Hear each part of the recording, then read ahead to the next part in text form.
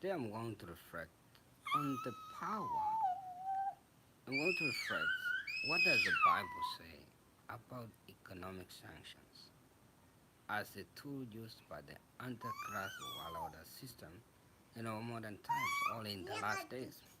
We see this in the book of Revelation 13, and it was given power to do what? To make small great, to worship the beast and its mark. Who?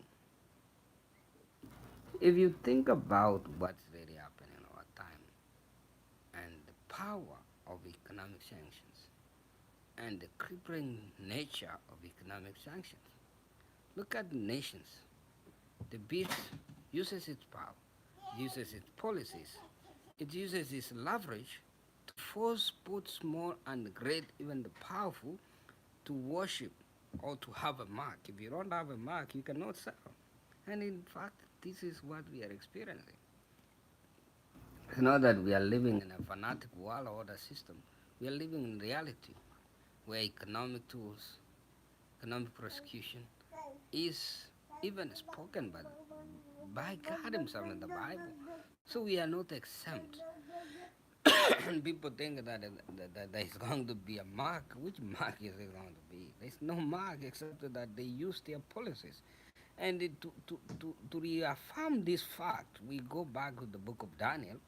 And when Daniel himself refused, when King Nebuchadnezzar had this big dream that he saw a tree that grew, and it touched even heavens. And it spread its wing. It's like in our modern time. It is the greatest powers of our time. Their power has grown and grown and grown even to space. They have even space force.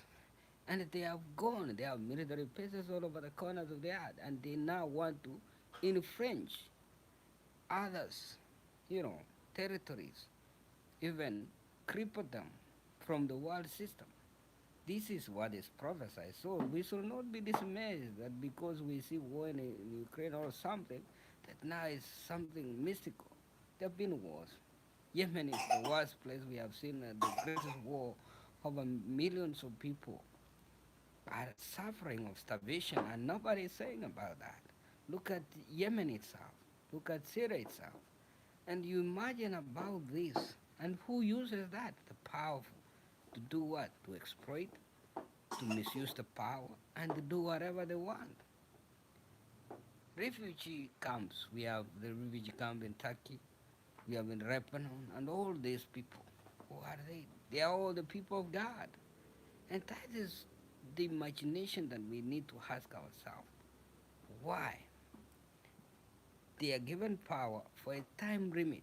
King Nebuchadnezzar had grown and grown and grown. He has stretched his power. But who brings his power to an end? It is God.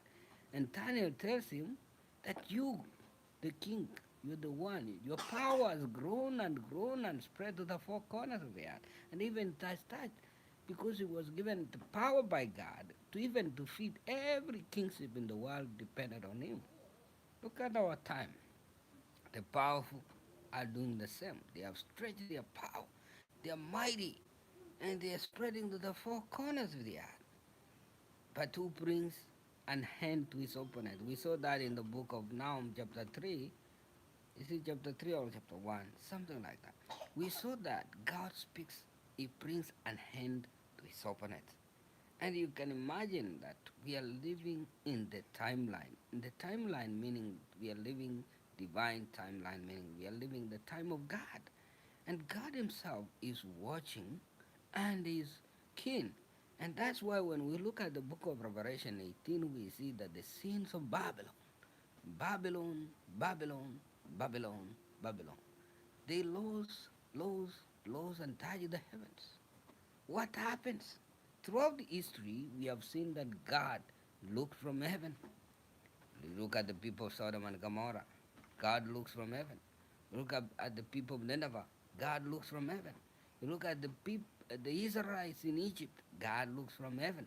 You go back to Genesis 6:11. We see that when God looked from heaven, all man's desire was nothing than evil. There was violence. We have violence. There's economic exploitation. We do have that.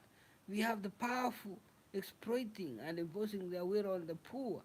We have that. So we are not exempt from the law and the word of the Lord. But God now, more so, He has seen the wickedness of our time. We have witnessed immorality. There was immorality ever witnessed in the modern time in the house of God. We have seen the greatest tribulation of the church, the persecution. We have seen that. It's not that we didn't see with our naked eyes. We have seen many wars and violences. So we are not exempt. But now what is required? Your faith, my faith. That is what will give us to conquer the power of the Antichrist, the power of the beast, the power of the Antichrist systems, the world system.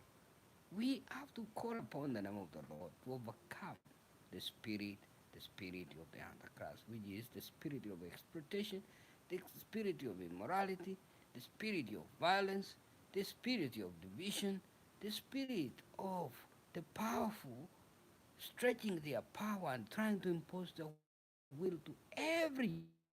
That is the spirit of the Antichrist. And we have to overcome that spirit. We have to overcome that spirit. We have to overcome that spirit. We have to overcome that spirit. We have to overcome that spirit. We have to overcome that spirit. Today, more than ever, and the Spirit of the Lord has been outpoured in our days to bear witness to the atrocities, to the challenges, to the wickedness of our times. So shall it come to pass, word of the Lord.